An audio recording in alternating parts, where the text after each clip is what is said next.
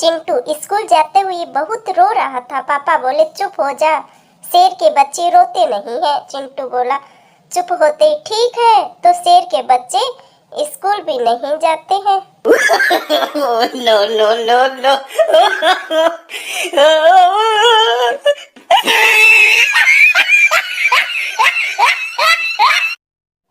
चिंटू तू स्कूल क्यों नहीं जाता?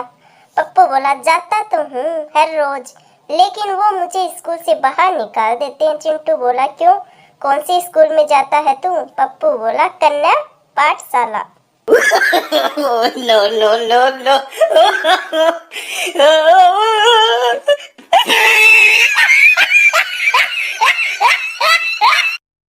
पापा एक जमाना था जब मैं 10 रुपए में ही दूध सब्जी और फल लेकर आता था। चिंटू बोला हाँ, तो तब दुकानों में सीसीटीवी कैमरे नहीं होते थे पापा। No no no no.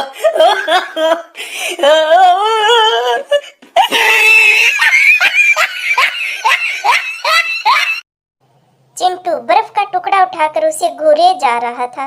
Pappu बोला क्या देख रहा है? चिंटू देख रहा हूँ कि यह लीक कहाँ से हो रहा है। No no no no.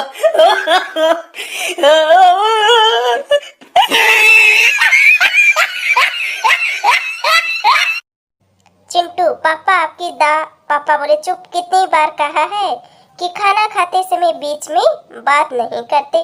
खाना खाने के बाद पापा बोले चिंटू अब बोलो क्या कह रहे थे? चिंटू बोला पापा वो आपकी दाल में मक्खी गिर गई थी। No no no no.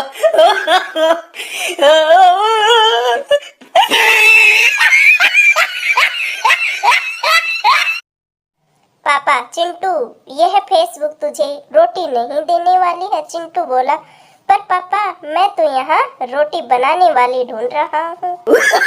No no no no.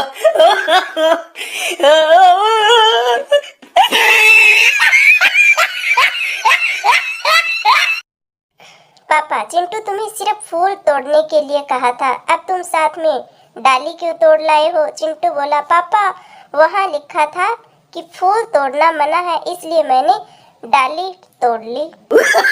No no no no.